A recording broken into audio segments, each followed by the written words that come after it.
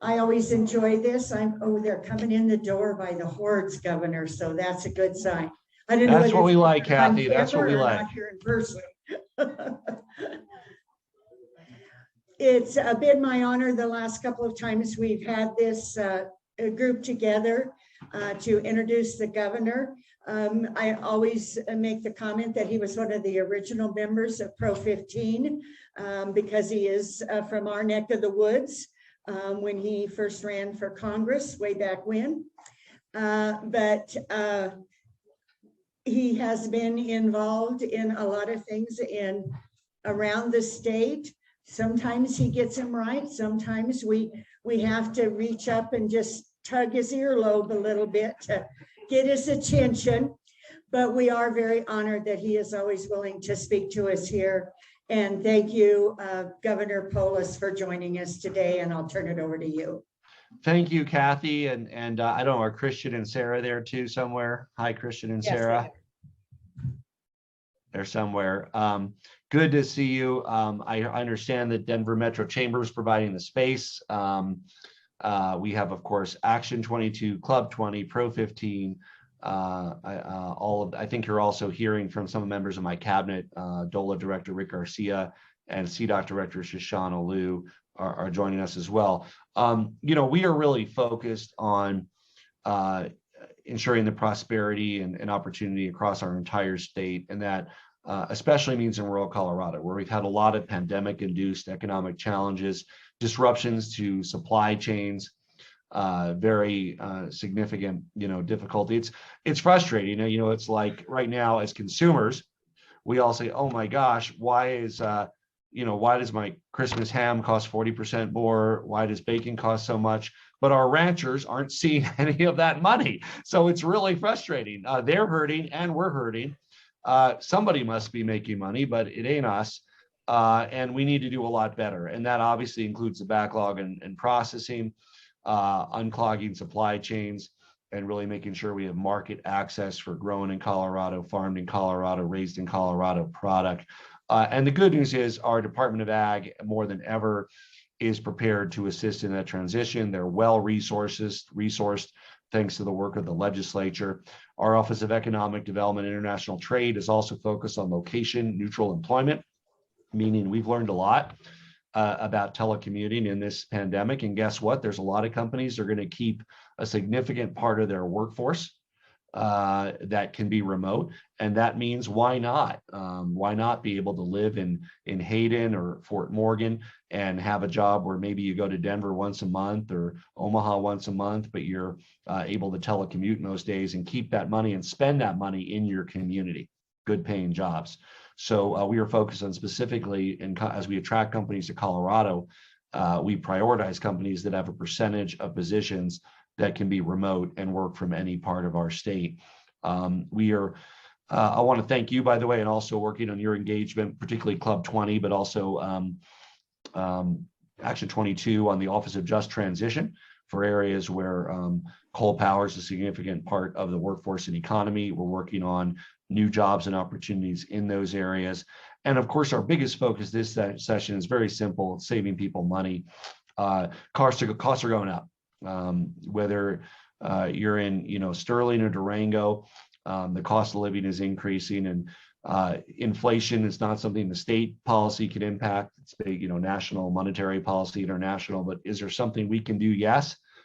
And that is reduce costs where we can. And that means reducing your vehicle registration fee, our proposal, by over $11 per car, making it free to start a business in Colorado, incorporate, provide relief on licensing fees so that mental health workers and nurses don't have to pay for their licensing fee. And then shoring up the unemployment trust fund so that there does not need to be a payroll tax increase, which would affect all businesses. We can avoid that successfully.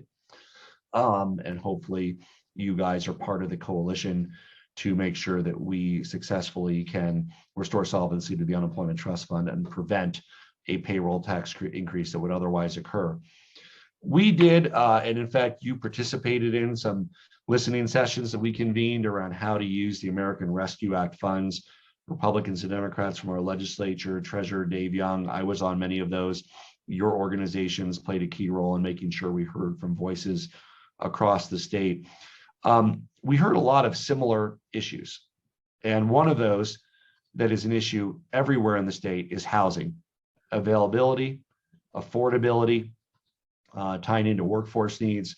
So we decided with the legislature that will be one of the areas the American Rescue Act funds are invested, $550 million. There will be a report out next week on how to get the maximum leverage and impact from those one-time funds in reducing housing costs and increasing supply across the state.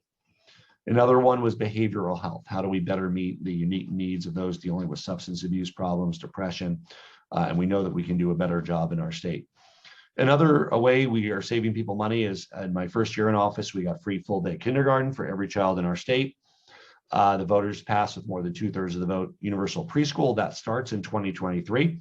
So I spend a fair amount of my time making sure that parents will be able to take advantage of free preschool if they choose to everywhere in our state, saving the money over $4,000 a year per family. But also that's a workforce issue today. I'm sure in all your communities, just like in the Denver and Colorado Springs metro area, workforce is a challenge. And one of the best things that we can do to help is make sure that parents know that they have affordable, high quality childcare, preschool, kindergarten, and can feel confident returning to the workforce if they choose. We are also on a mission to fix our roads. We got a historic bipartisan transportation package through last year. Thank you for your help on that as well. Fixing our rural roads and bridges are very much at the core of that. We are going to be leveraging that with the new bipartisan federal infrastructure package. CDOT's rural paving program, which I launched in my first year, is already improving hundreds of miles of roads. CDOT spent the last 2 years back-to-back resurfacing and improving rural roads across Colorado. You're going to be able to dig into that with Director Liu. I think you're hearing from her later today. But we did 580 miles of rural road repaving last year, and we're looking to expand on that even more. We're also really excited by the Revitalizing Main Street program, what this can mean for small towns across rural Colorado, helping local partners in every corner of our state implement innovative improvements to make their downtowns more economically vibrant, also safer, utilizing outdoor space, strengthening pedestrian and transit connections, improving lighting, all areas that our Revitalizing Main Street program is helping local communities with across our state. We also know the importance of broadband and connectivity. If we want to even be able to talk about remote work, we need high-speed internet connection. Since 2020, we've invested funds to close middle mile gaps, helping connect students to classrooms. We're now looking forward to using the historic federal funds to strengthen our connections statewide. And the Colorado Broadband Office is a big priority for us. We're just about to welcome our new director there, and we're going to maximize access to federal and state money to ensure high-speed, affordable internet connection across our state. We also know water is the lifeblood of our state, and we will be vigilant in standing up for rights under water law and all of our compacts. We are experiencing drought, as you know, and we're really mobilizing to also make sure we take the best possible advantage of the federal infrastructure dollars around water infrastructure. We will protect Colorado's water rights, both the letter and the spirit of our existing compacts, and continue to cooperate in good faith with downstream partners to achieve a long-term sustainable future for Colorado water, for our multi-state compacts. We also continue to reiterate our opposition to interbasin water transfers and across the divide as well. We know that there is no Colorado without the thriving and successful rural communities, and our ability to work together to help those who are dealing with rising costs and challenges is going to be key to how we can succeed as a state.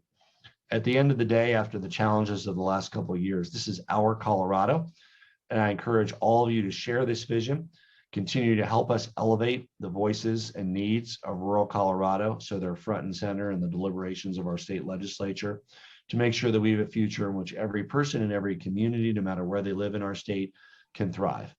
Now I'll hand it back to you, Kathy, and I'd be happy to take some questions. Governor Christian here.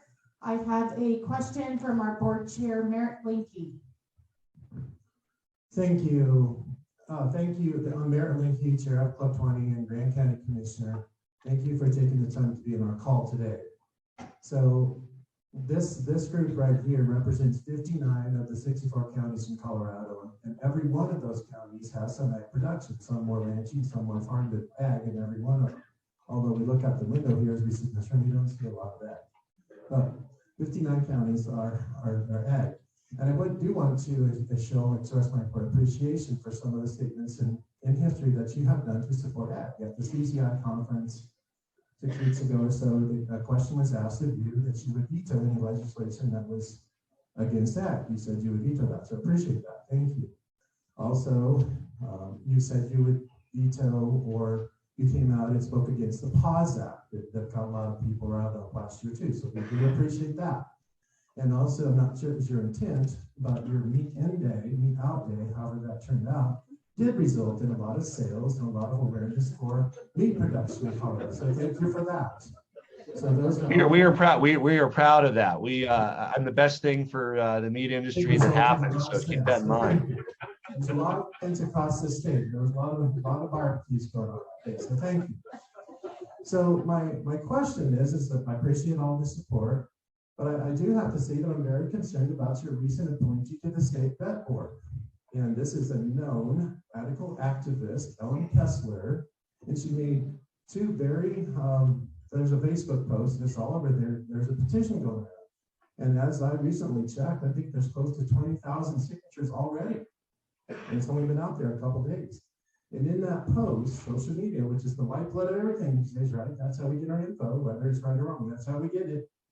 There was a very disparaging and disappointing post that was very disparaging to ranchers that are in the business of livestock production, and also very disconcerting remarks regarding the recent wolf attacks in Jackson County.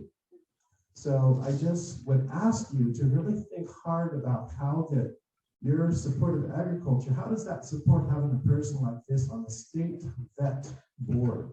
Radical vegan activist on the state vet board. Please explain that. Yeah. So first of all, it's not a new appointment at this point. I think she's been there more than 2 years. So I hope if there's any issue with the performance of that board, please let us know. We appoint all sorts of wonderful people that represent diversity of Colorado to boards. We have people that are hardcore Trump fans that we put on boards. We have libertarians. We have people that are socialists we put on boards. I'm in belief that representation matters and that everybody should be at the table. So you can find boards where we put people that disparage, vegan lifestyle and don't like vegans that we put on boards. We absolutely put vegans on boards too. There's no question. I'm somebody that believes in a Colorado for all. We're at our best where all different perspectives are at the table. We have over 3,000 appointments we've made. So I know we can't possibly have represented every single perspective in our state, but we try to represent as many as we can: Republican, Democrat, Libertarian, unaffiliated, Black, white, rural, urban. The key thing to me, and this is what I hope, if there's a focus on performance, if there's an issue with the performance of the vet board, let us know. I value a high-performing, functional board that holds veterinarians accountable for their work, and that is very much in the interest of the ranching community, because that's what this board does. Is if there is a veterinarian that charges you and doesn't provide the service, this is where you take the complaint, and we want to be responsive to consumers, and we want a board that's responsive to consumers. So a follow-up. So I appreciate it, and I don't have any problem with anybody that wants to be a vegan. I got no problem with that. Have at it all day long.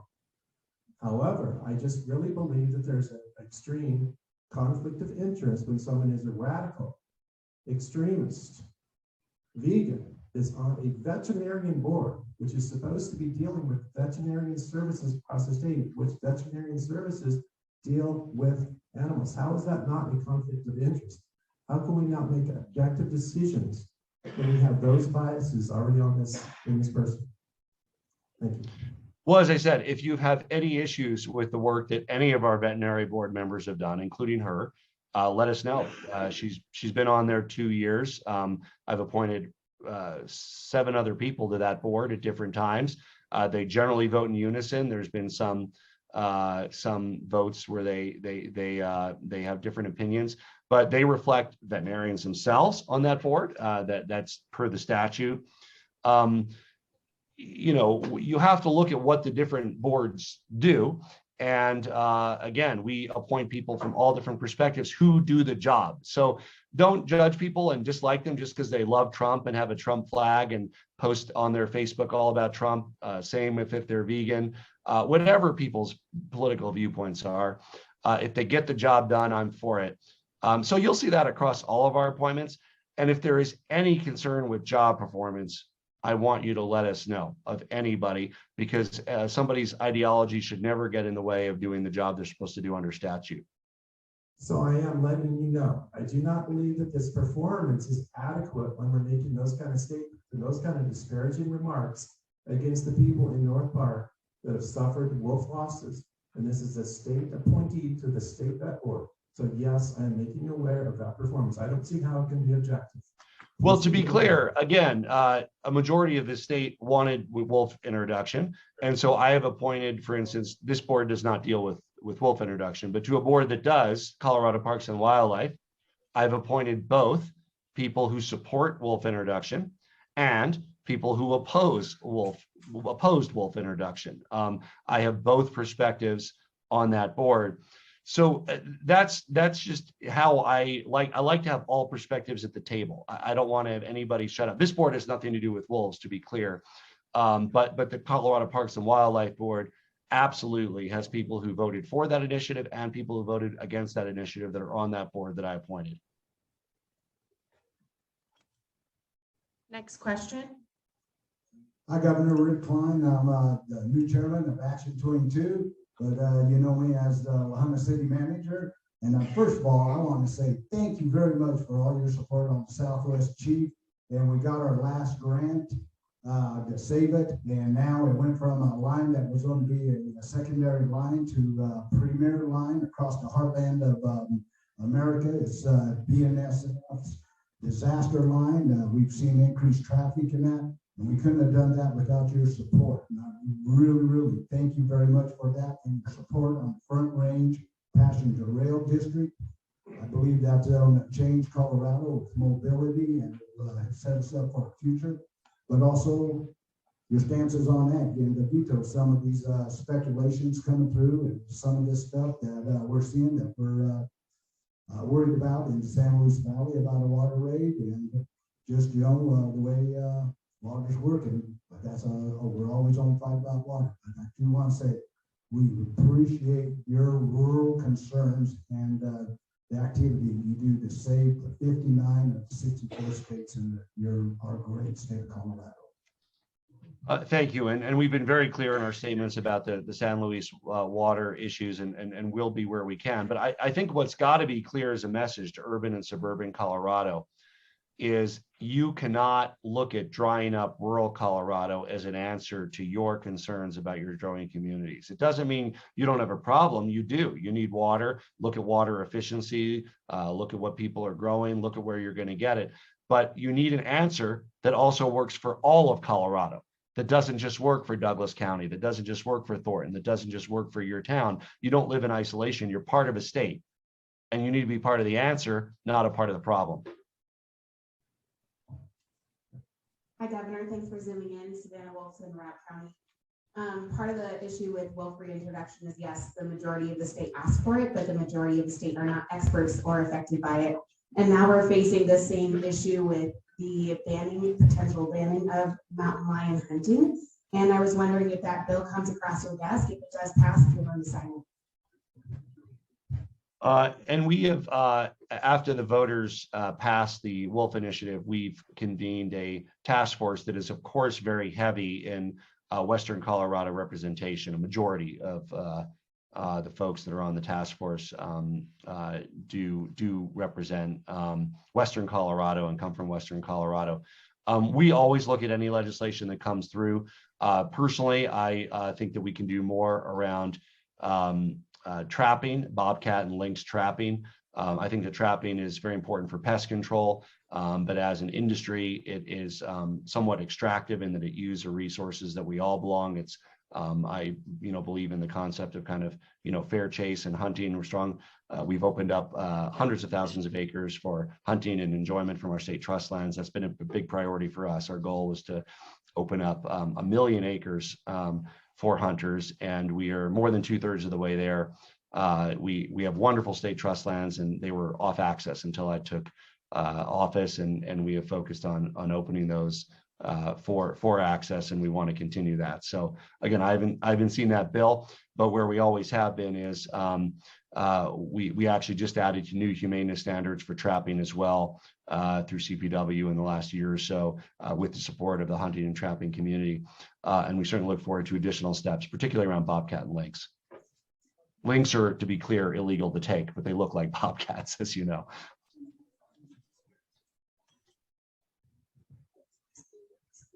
And our next question, Brittany, is that from Kathy? Gary Moyer from Rio Blanco County has a question, Governor. Yeah, Governor, I'd like to follow up on what the young lady from Rock County, and I really appreciate you joining us here today. Regarding whether you will or will not sign the legislation that's currently being proposed regarding the bobcats, mountain lions, and lynx. All I really want to make the point is legislating wildlife management by legislators who are not scientists regarding wildlife management, we believe is a huge mistake. We have an agency that's been around for years and years that is created for the very purpose of being experts in wildlife management. And I feel like they really were muted when it came to the wolf issue. I think the results would have been different if they would have been allowed to educate the public as to the true impacts. But regardless, it passed. And now to further exacerbate the problem by not being able to effectively manage these predators is another stake in the heart of Western Colorado. That's what the agency was created for. And it's almost life-threatening, these predators are, whether the urbanites recognize that or not. Thank you. So yeah, it's not an uncommon dynamic, and I want to make sure everybody knows it's by no means unique to this. The legislature loves to micromanage the executive. That's what they get up every day, and maybe it's because some of them want to be governor. Maybe it's because some of them don't like the way I do things. Not personally, they just don't like the way any governor do things. So they always try to tell us how to run our agencies. That's nothing new. We generally like executive authority, meaning yes, the science-based approach of CPW in this case, very sound. But I would also point out the legislature does some good things for CPW too. We were very excited by our Keep Colorado Wild Pass that they passed last year. This reduces the cost of an annual state park pass from $84 to under $40, but even better, they provided significant additional investment that's going into our state parks across the entire state, opening up 2 new state parks, but also I think there's 30 projects now, from new parking lots to new campsites, which they're important for the recreation of Coloradans, but they're also key economic drivers in the communities they're in. So this is always a two-way relationship with the legislature. They want to control things more. We also want them to help our agencies in their agendas. I know Shoshana Liu will be next. She'll talk about some of that tension in transportation. There's legislators who have bills to control them more, but there are also legislators who have bills to help them and help them repair roads and empower them to repair roads. So in this instance, it's no similar. It should come as no surprise. There's legislators that want to control the way we do things, but we also do rely on them for being able to move forward with, for instance, improving our state parks and the resources we need to do that.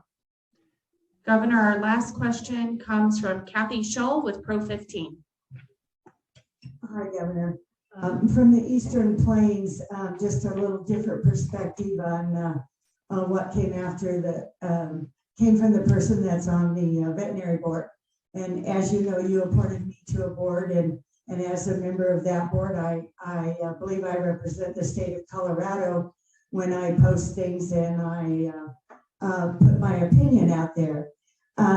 We don't have wolves on Eastern Plains, but when I see a post that said cattlemen are lazy and stingy and that they put their cattle out there for the wolves to kill because the only way they make money is from a dead animal, I'm sorry, but that does reflect on her position on the board. And I do think you need to do something about it. Well, needless to say, I don't read the posts of the 3,000 people we appoint, but I will, we appreciate if you highlight that and show that to Kathy. You worked with Kate Siegel-Shimko on your appointment. We have many appointments from Eastern Colorado. Feel free to pass any of those along. But of course, another value that we believe in is free speech. So, if somebody says, Trump supporters are lazy, or we only like Trump supporters, anybody else isn't a real patriot. I mean, these are not the kind of things that you would be removed from a state board for, to be clear. Doesn't mean I endorse that viewpoint, because if I'm going to have people that are on all sides of the divide, I'm not possibly going to endorse every viewpoint. And yes, there will be some Coloradans who are offended by somebody who might, for instance, not believe that the vaccine is effective in preventing COVID infections. It's simply not a question we ask of people we appoint, whether they, unless it's a health board and they're dealing with vaccines, it wouldn't be relevant. We don't ask about people's diet. We don't ask whether they like meat like I do, or whether they're vegan. But thank you. If there's stuff that you think is there, please pass it along. We, again, put it in the context of there are a wide range of viewpoints in our state. And yes, some people are offended by the viewpoints of others. But these days, I think there's too much of that. We need to learn to get along with one another. And that means whether you like Trump or don't, it means whether you like meat or not, it means wherever you live. Learn to listen, learn to talk, be there. Don't be offended so easily. But most important to me is do your job. And I want to make sure everybody's doing their job. So if there's any issue with job performance, we will take that very seriously. Pass along any social media stuff. But again, I have 3,000 appointees. We don't monitor their media. They probably offend each other all the time. I don't know. But if they ever aren't doing their job, or they're letting their ideology get in the way of doing their job, that would rise to be a concern that we would want to address right away. Governor, thank you for joining us, and we look forward to working with you throughout the legislative session. Thank you and your team for having